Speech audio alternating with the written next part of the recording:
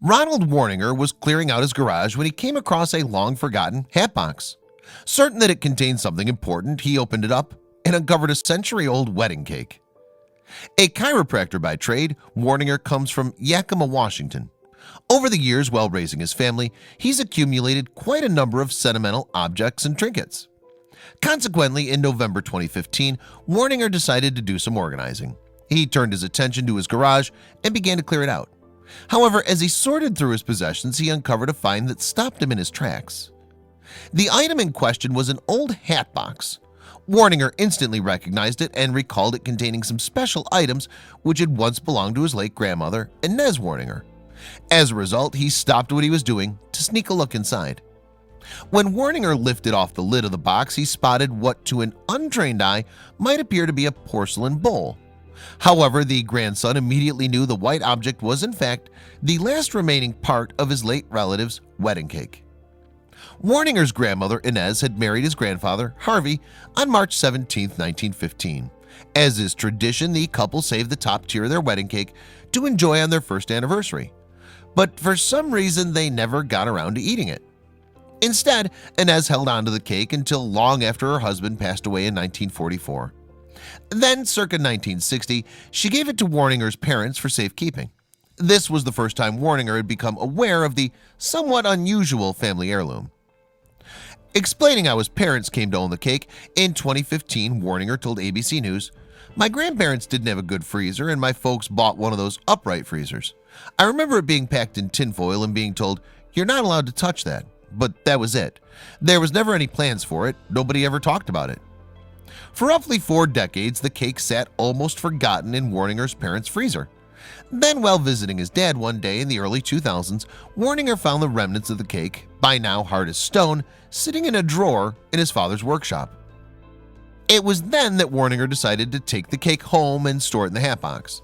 However, as the years passed, he forgot all about the item, and when he remembered, he feared he may have lost it forever. On March 17, 2015, Warninger's sister had called to inquire about the cake's whereabouts. The date was significant since it would be their grandparents' 100th wedding anniversary. But when Warninger went on the hunt for the heirloom, he found no sight of it. Recalling the heart-sinking moment that he realized he may have lost the cake, Warninger said, "My sister called me on the anniversary and asked if I had the cake and I couldn't find it," he recalled. "We looked around and thought it was in the basement, but it wasn't. I'd given up on it completely, and she wasn't happy with that, but I was kind of giving up on it," he told ABC News in 2015. So when Warninger rediscovered the cake just 8 months later, it must have come as a great relief. And rediscovering the item during his grandparents' 100th anniversary year just made it all that much more special. Reflecting on the discovery, Warninger said, "Just the fact that this cake made it through like this is incredible. It's in perfect shape.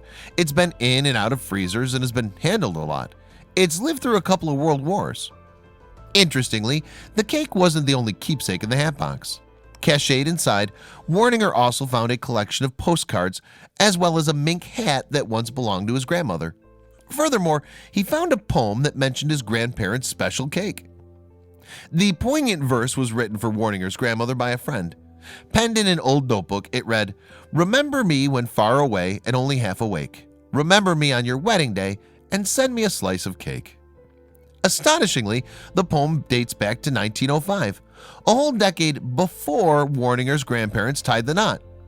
All the same, it appeared to predict the significance of the couple's cake. And just like that top tier, the rhyme has immortalized the relationship long after their death. Whatever happens to the cake from now on, one thing's for certain: it won't be eaten. It's so far beyond edible that Warninger no longer even needs to keep it refrigerated. When you tap the cake, it feels like porcelain. It's that hard, he revealed to the Huntington Post in 2015. But while the cake might be past its best, Warninger still cherishes it. "I'm just glad it appeared," he told ABC News in 2015. "I felt a little responsible for it. It's just the top of a wedding cake, but how many people have those all these years later?" His plan was to hand the baton of responsibility over to his daughter in Hawaii. "It's like a time capsule. I hope to pass it along to one of my kids and maybe they'll keep it for another 100 years, he told ABC News.